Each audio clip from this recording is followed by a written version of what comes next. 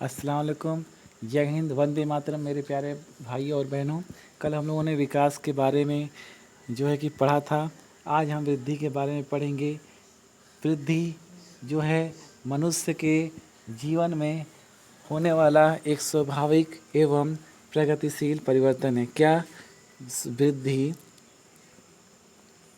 जीवन में, मनुष्य के जीवन में एक स्वाभाविक और प्रगतिशील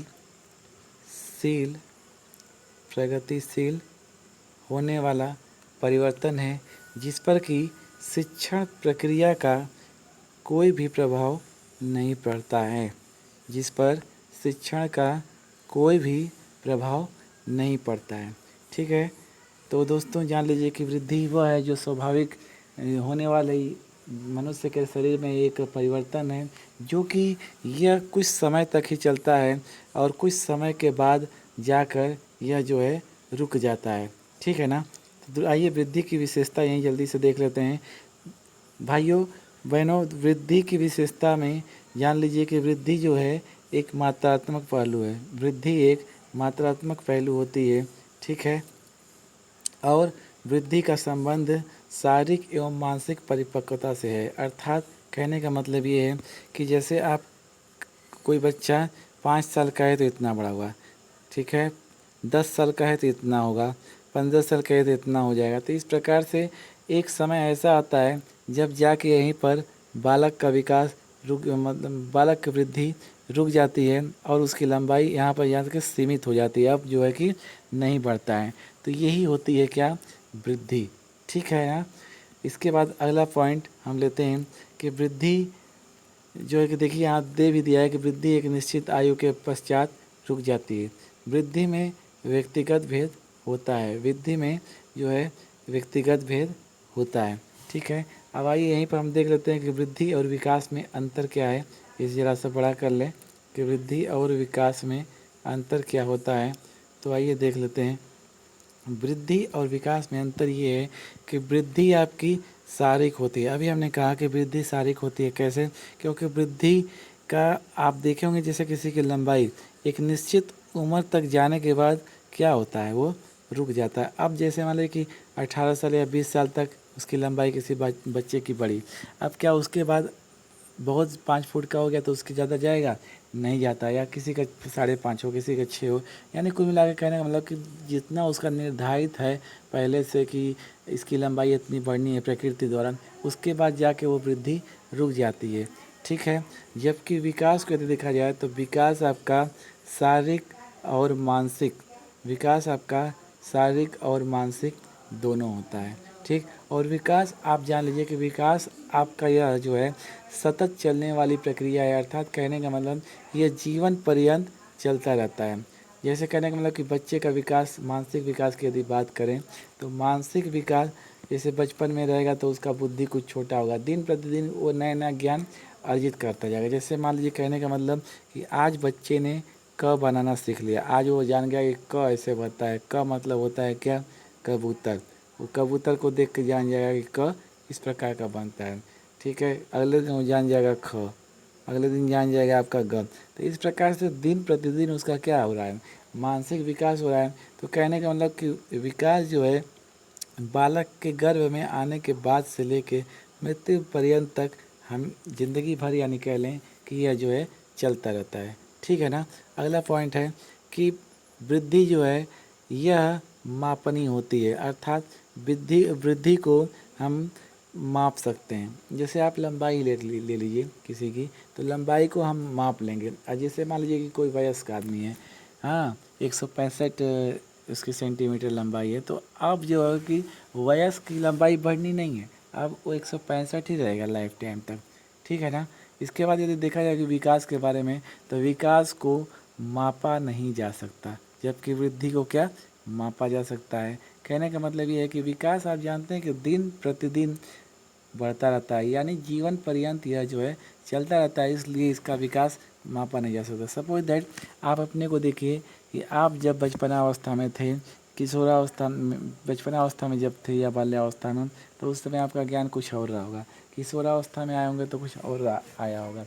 ठीक है। इस समय आपका ज्ञान कुछ और है। तो यानी कि मानसिक विकास से देख रहे हैं तो आपका दिन प्रतिदिन बढ़ता जा रहा है, ठीक है ना। तो ये इसका मापन जो है कि नहीं हम कर सकते हैं, जबकि वृद्धि का जो है मापन किया जा सकता है।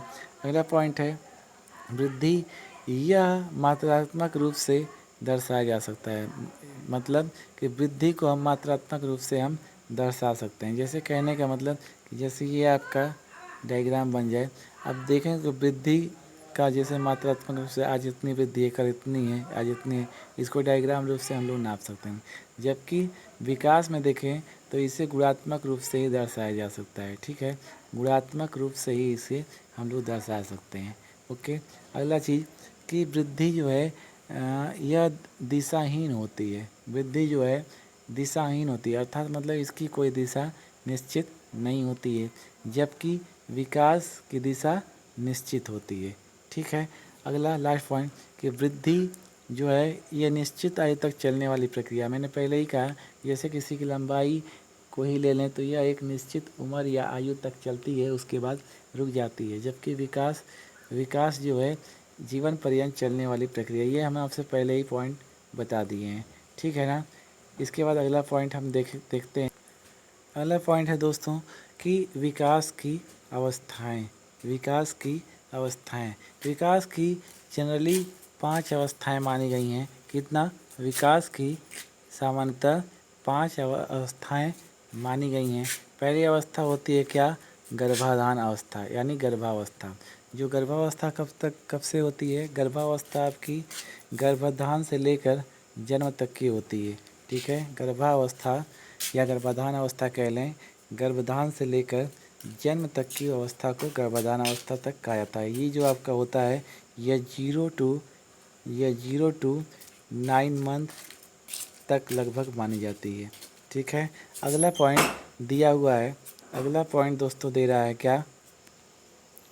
नेक्स्ट आपकी शैशवावस्था होती है, यानी दूसरी अवस्था जो है शैशवावस्था मानी जाती है, जिसको कि जन्म से 6 वर्ष तक माना जाता है।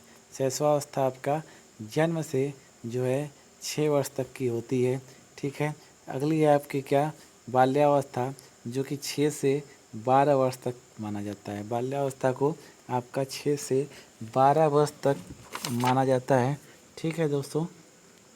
अगला बाल्यावस्था को दोस्तों, बाल्यावस्था को जीवन का हम अनोखा काल के नाम से भी जानते हैं। जी हाँ, बाल्यावस्था को जीवन का अनोखा काल के नाम से भी जाना जाता है। क्या?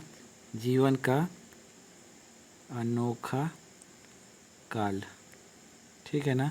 जीवन का अनोखा काल किसे कहा गया है? बाल्यावस्था को कहा गया है। इसके बाद आपका आता है क्या? किशोरावस्था। किशोरावस्था जो होती है, किशोरावस्था आपका 12 से 18 वर्ष तक की होती है, ठीक है। किशोरावस्था आपकी 12 से 18 वर्ष तक की होती है। और जो है किशोरावस्था को जीवन का सुनहरा काल कहा गया है। जीवन का क्या? सुनहरा काल के नाम से भी हम जानते हैं। यह एक नाम और भी इसका दिया गया है किशोरावस्था को, जीवन का संधि काल। जीवन का संधि काल भी किशोरावस्था को कहा जाता है। तो दोस्तों ये आपसे यूपी टेट या सी टेट के एग्जाम में अक्सर पूछ लेता है आपका कि जीवन का अनोखा काल किसे कहा गया है, जीवन का सुनहरा काल किसे कहा गया है, जीवन का संधि काल किसे कहा गया है। तो आप हमेशा ध्यान रखेंगे क्या कि जीवन का अनोखा काल जब भी पूछेगा आपका कि बाल्यावस्था को, और जीवन का संधि काल कहे या सुनहरा काल कहे तो किशोरावस्था को। टाइम भी कभी कभी पूछ लेता है कि बाल्यावस्था के एज क्या होती है, कब से कब तक होता है, किशोरावस्था के एज कब से कब तक होता है। तो आप ध्यान रखेंगे कि बाल्यावस्था का 6 से 12 वर्ष, किशोरावस्था का 12 से 18 वर्ष, ठीक है ना। ठीक है, नेक्स्ट पॉइंट। अब आइए दोस्तों हम इसके डीपली एक एक अवस्था के बारे में जान लें। तो स्टार्ट करते हैं शैशवावस्था से। गर्भावस्था में बस इतना जान लीजिए कि गर्भ में ही बालक जब पड़ता है तब से ये अवस्था स्टार्ट हो जाती है, और 9 माह कुछ दिन तक एक आध हफ्ता या 2-4 दिन तक जाती है ये अवस्था, ठीक है। ये उतना ज़्यादा इम्पोर्टेंट नहीं है, आपका ये इम्पोर्टेंट बनता है शैशवावस्था। तो दोस्तों शैशवावस्था के बारे में हमने आपसे अभी भी बताया। यह जो है जन्म से 6 वर्ष तक की अवस्था होती है, और यह जो अवस्था होती है बालक की मूल प्रवृत्त्यात्मक अवस्था होती है। मूल प्रवृत्त्यात्मक अवस्था होती है। अर्थात कहने का मतलब कि इसका जो है बालक, इस अवस्था में बालक का व्यवहार मूल प्रवृत्ति के आधार पर होता है, यानी जो प्रकृति की मूल अवस्था होती है उस रूप में होता है। अर्थात कहने का मतलब कि जैसे बालक को जब गुस्सा आता है, जब बालक को या शिशु को गुस्सा आता है, ठीक है, तो वह उसे कैसे प्रदर्शित करता है, रोकर प्रदर्शित करता है, ठीक है। लेकिन जब बालक को जब काफ़ी खुश होता है, जब शिशु काफ़ी खुश होता है, तो वह उसे अपनी खुशी को कैसे प्रतीत करता है, हंस करके प्रतीत करता है, ठीक है ना। और दूसरी चीज़ कि इस अवस्था को, शैशवावस्था को आपकी एक और अवस्था कहा जाता है, कौन सी आयु कहा जाता है, याद रखिएगा, खिलौनों की आयु कहा गया है। शैशवावस्था को खिलौनों की आयु कहा जाता है, खिलौने की आयु के नाम से भी हम लोग जानते हैं। और इसमें शिशु जो है, शिशु का चिंतन जो है शैशवावस्था में बिल्कुल नहीं होता है। अर्थात चिंतन की यदि बात करें तो शिशु का चिंतन बिल्कुल क्या होता है, शून्य होता है। और उसके लिए वह जो है अपने जो है कि अपने खुशी में ही लगा रहता है, यानी उसका जो व्यवहार होता है कैसा होता है, स्व केंद्रित होता है। कैसा होता है व्यवहार, स्व केंद्रित होता है, यानी वो खुद पे ही अपने व्यवहार पर डिपेंड अपने ही रहता है, वो किसी के व्यवहार पर बहुत ज़्यादा नहीं रहता है, अपना खुद का केंद्रित रहता है, और उसके लिए उसका परिवार ही सब कुछ रहता है। क्लियर, ठीक है। अगली अवस्था की हम चर्चा करते हैं दोस्तों।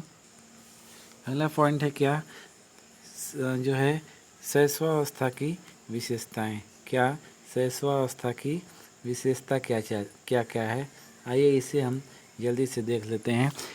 तो जान लीजिए दोस्तों कि शैशवावस्था में पहली विशेषता होती है क्या, आत्म प्रेम की भावना, यानी बालक खुद से ही प्रेम करता है। आत्म प्रेम की भावना उसके अंदर कूट कर भरी होती है।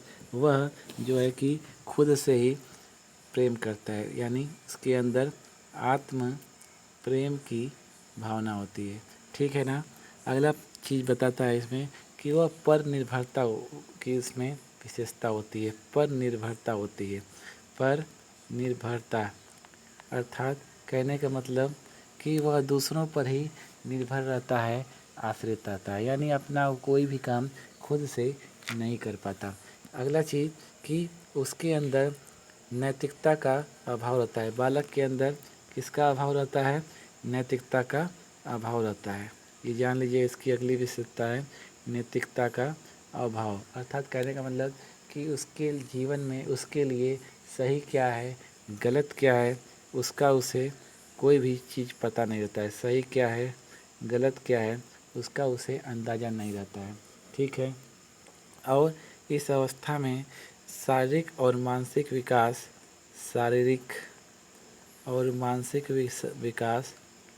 बहुत जो है तीव्र गति से होता है। कैसे होता है, तीव्र गति से होता है, ठीक है ना। और इस अवस्था को खिलौनों की आयु भी कहा जाता है। इस अवस्था को हम क्या कहते हैं, खिलौनों की आयु, माफ़ कीजिएगा, खिलौनों की आयु भी कहा जाता है, खिलौनों की आयु, ठीक है। और इस अवस्था में क्या क्या होता है, भाषा विकास का जो है प्रारंभ इसी अवस्था में होता है। क्या, भाषा विकास का प्रारंभ भी इसी अवस्था में होता है। और एक चीज़ इसकी विशेषता होती है, बालकों में शैशवावस्था में शिशु के अंदर दोहराने की प्रवृत्ति भी पाई जाती है, जिसे अनुकरण की अनुकरण कहा जाता है। अनुकरण कहा जाता है अर्थात उसके अंदर क्या दोहराने की भी प्रवृत्ति होती है। तो दोस्तों ये जो हुआ आपका शैशव अवस्था की विशेषता के बारे में हम चर्चा भी कर रहे थे। इसके बाद कल जो है बाल्यावस्था के बारे में हम ज़रा डीपली अध्ययन करेंगे और उसकी विशेषता को फिर देखेंगे। इसके बाद फिर आपका किशोरावस्था को पढ़ा जाएगा। ये किशोरावस्था की विशेषताएँ क्या क्या हैं। फिर आपके शैशवावस्था में शिक्षा का स्वरूप क्या है, बाल्यावस्था में शिक्षा का स्वरूप क्या है, आदि पॉइंटों पर हम लोग गहन और डीपली स्टडी किया जाएगा। तो दोस्तों आज का मेरा क्लास आपको कैसा लगा? ठीक है, यदि अच्छा लगा तो आप इसे प्लीज़ एक बार अपने भाई के लिए कमेंट कर दीजिएगा और मेरे चैनल को लाइक और सब्सक्राइब और शेयर करिएगा। Thank you. तो बस आज के लिए इतना ही। गुड नाइट, अस्सलाम वालेकुम, जय हिंद, वंदे मातरम दोस्तों।